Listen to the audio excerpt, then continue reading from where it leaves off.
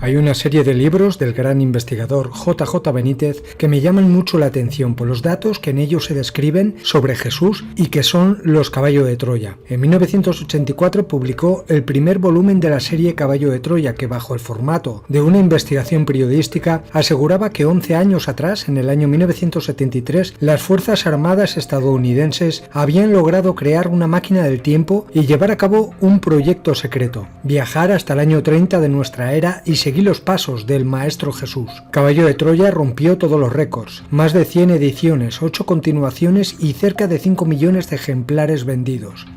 Durante estos años, J.J. Benítez ha ido publicando nuevos volúmenes de lo que él presenta como una información real, que le llega a través de oficiales militares que trabajaron en este proyecto. Benítez sostiene que Jesús nunca quiso fundar una religión, que tuvo varios hermanos y que la imagen que nos ha llegado de él está completamente manipulada. Cosa totalmente cierta, ya que los controladores han creado un egregor y una religión basada en la persona de Jesús, para alimentar a las deidades a las cuales adoran mediante la energía de adoración de los humanos, y apartarlos de la fuente original, adorando siempre lo externo y ocultando la verdadera misión de Jesús: acabar con el dominio de las entidades arcontes sobre el planeta, como bien se especifican en los antiguos escritos gnósticos apócrifos ocultados por la corporación arconte. La misión además estaba destinada a recoger ADN de Jesús para clonarlo. Esto es muy interesante, ya que hay noticias filtradas tanto de ex trabajadores de la corporación como de periodistas independientes que hablan sobre este tema de la clonación de Jesús años después de la publicación del primer volumen de Caballo de Troya. Ahora relataré la cronología de la misión Caballo de Troya, que está vinculada a los programas Pegaso,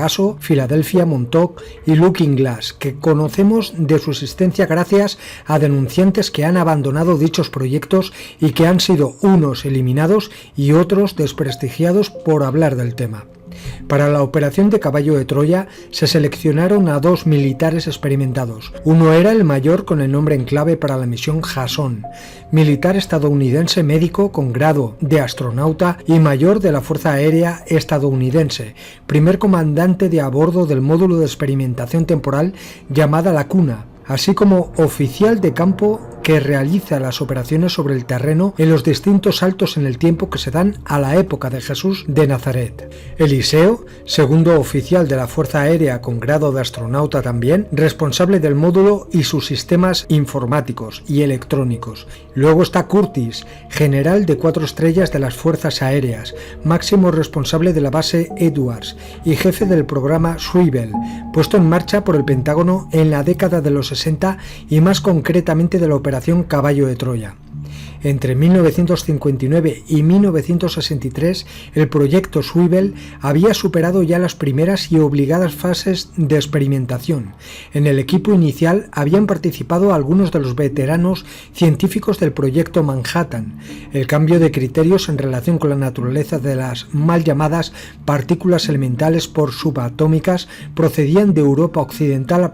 A principios de 1960 se materializó un descubrimiento que mediante una tecnología muy evolucionada, esos hipotéticos ejes de las entidades elementales fueron invertidos en su posición. En octubre de 1963, el mayor Jason es seleccionado por la NASA para cumplir con determinados proyectos. En primavera de 1964, el mayor conoce por casualidad la operación Swivel, o eslabón giratorio en español. En diciembre de 1964, el mayor se reúne con el general Curtis y hablan sobre estos futuros proyectos. En enero de 1965, el mayor abandona definitivamente la NASA para incorporarse al módulo de experiencias de las Fuerzas Aéreas Norteamericanas USAF en Mojave, Estados Unidos. En 1966, el proyecto se subdividió en 3 ambiciosos programas: un viaje a otro marco dimensional dentro de nuestra propia galaxia y trasladar todo un laboratorio con astronautas incluidos a nuestro propio futuro inmediato. Por último, y siguiendo un proceso contrario, situar otro módulo o laboratorio al pasado, al que fue asignado el mayor. Desde 1966 a 1969 se pasa de lo teórico a las pruebas y experimentación con la Cuna, la nave que serviría para viajar al pasado. En otoño de 1969 comienzan las pruebas de vuelo al pasado. En marzo de 1971, tras muchas horas de debate y por unanimidad, la cumbre de científicos y especialistas en sección de urgencia en la base Edwards eligen 3 momentos de la historia de la humanidad como posibles e inmediatos destinos para una elección final. Los 3 objetivos en cuestión son los siguientes. La primera opción fue el marzo de abril del año 30 de nuestra era, justamente los últimos días de la pasión y muerte de Jesús de Nazaret. La segunda opción, al año 1478, el lugar los propios Estados Unidos de América, y con el objetivo de conocer con exactitud los antecedentes de la Guerra de Secesión y el pensamiento del recién elegido presidente Abraham Lincoln. Entre 1971 y 1972 comienza el entrenamiento del mayor, el cual estudia arameo en la Universidad de Jerusalén y aprende la historia y costumbres e idiomas del pueblo hebreo en aquella época, y el resto del tiempo en la base Edwards. El 5 de enero de 1973 desembarca Caballo de Troya en Tel Aviv, Israel, y comienza el montaje de la cuna en dicha zona. El 25 de enero de 1973 se termina de montar la cuna. Después comienza el viaje en el tiempo a la época de Jesús de Nazaret. El objetivo es el martes 30 de marzo del año 30 de la era de Jesús, específicamente en la semana de la pasión y muerte del Maestro. Durante ese experimento, Richard Nixon era el presidente de los Estados Unidos y el secretario de Estado era Henry Kissinger.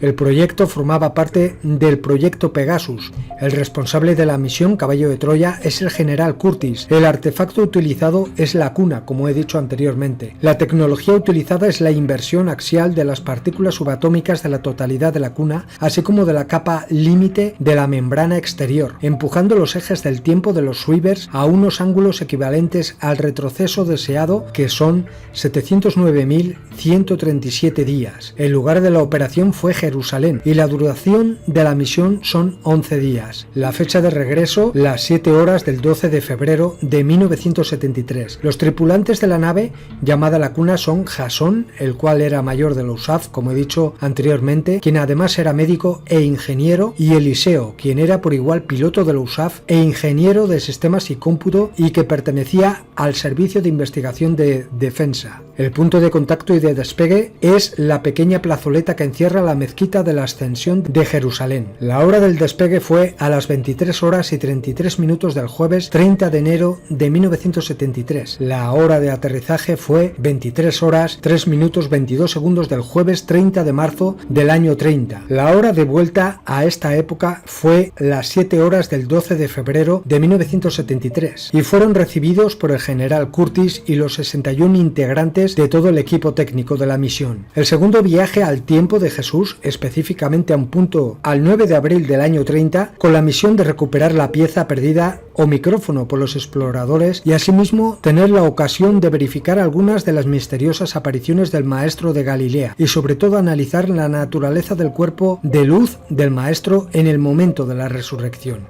Los preparativos para el segundo viaje fueron hechos el 12 de febrero de 1973.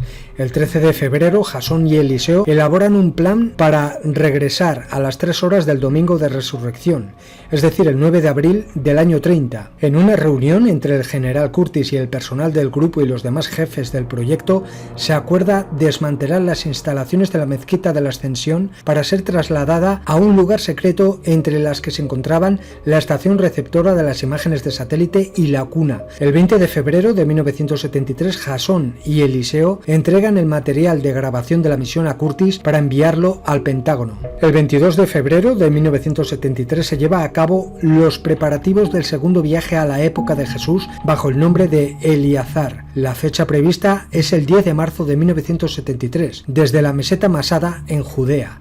La duración de la misión es de 10 días. La tercera misión fue realizada el año 25 de la época de Jesús para investigar la vida desconocida del Maestro. Llega un momento en que Jasón se entera de los planes oscuros por parte del Pentágono. Eliseo retorna a nuestra época porque Jasón se enferma gravemente y después tendrá que volver a la época de Jesús para recuperar las muestras biológicas del Maestro, las muestras de ADN recogidas durante la crucifixión.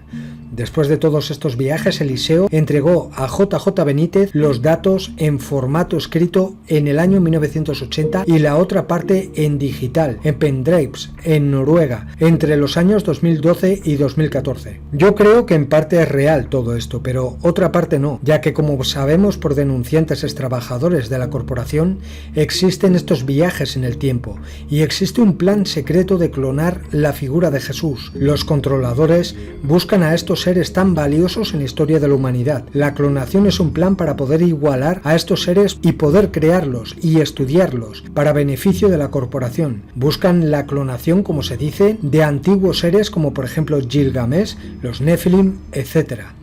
Según nos dicen los denunciantes, la corporación tiene en su poder una tecnología muy evolucionada de salto en el tiempo, nada que ver con lo que se describe en la serie de libros de Caballo de Troya. Creo que Benítez, para salvaguardar su vida, lo ha envuelto todo en una historia mezclada de ciencia ficción, ya que estos viajes se realizan, según nos dicen, a través de portales dimensionales creados artificialmente, muy parecido a la película Stargate, y sin necesidad de una nave como la Cuna.